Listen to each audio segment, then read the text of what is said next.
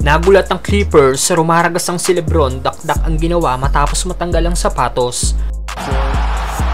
Lakers laban sa Clippers, maputol na nga kaya ng Lakers ang 11 winning streak ng Clippers laban sa kanila. Hindi pa rin nga po pinaglaro ang bagong player ng Clippers na si James Harden. Para naman sa Lakers sa dagdag para sa kanilang mga injured player si Gabe Vincent na nagkaroon ng left knee soreness. Well, first quarter unang nakapuntos ang bagong player ng Lakers sa starting lineup na si Cam Reddish. Mainit kagad si Kawhi na meron na kagad 13 points at 5 of 5 sa field. Nanggigil naman na si Davis at binutata na si Daklo.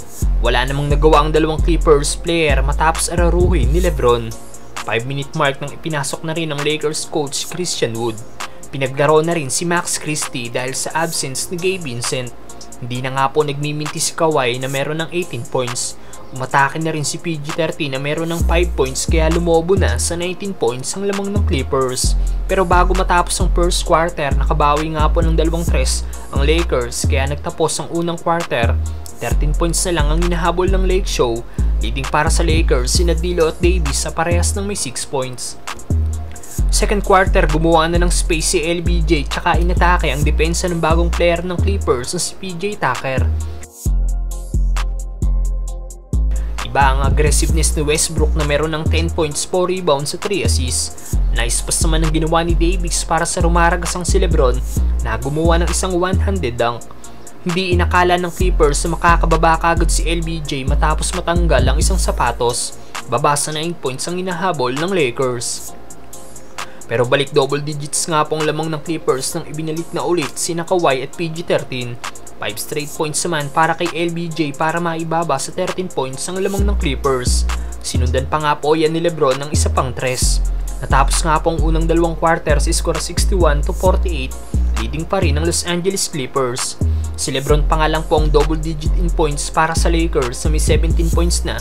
Para naman sa Clippers, 22 points para kay Kawhi at 13.6 rebounds at 4 assists para kay Russell Westbrook. Third quarter, dito na gumawa ng solid run ng Lakers kung saan gumawa sila ng 17-4 run. Butata nga pong inabot ni Westbrook kay LeBron James. Pinahawak naman sa mundo ni Austin Reeves si Norman Powell at tinirahan ng mid-range jumper. Tig 12 points naman ang ginawa ni D'Lo at Davis sa third quarter kaya nakumpleto nila ang comeback sa Clippers. 2 free throw naman nga po ni Max Christie ang nakakuha ng lead para sa Lakers at nagtapos ang third quarter. Lamang na ang Lake Show. Fourth quarter, dito na tuluyang nakuha ng Lakers ang momentum mula sa produksyon ni LeBron at 30 plus points na. Sayang din ang posterized dunk attempt na ginawa ni Cam Reddish kay Ivica Zubac.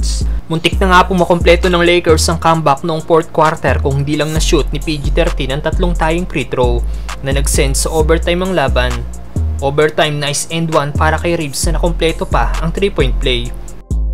Gandang assist naman ang ginawa ni AR-15 para sa alley-oop dunk ni LBJ. Nakuha pa rin ng Lakers ang panalo.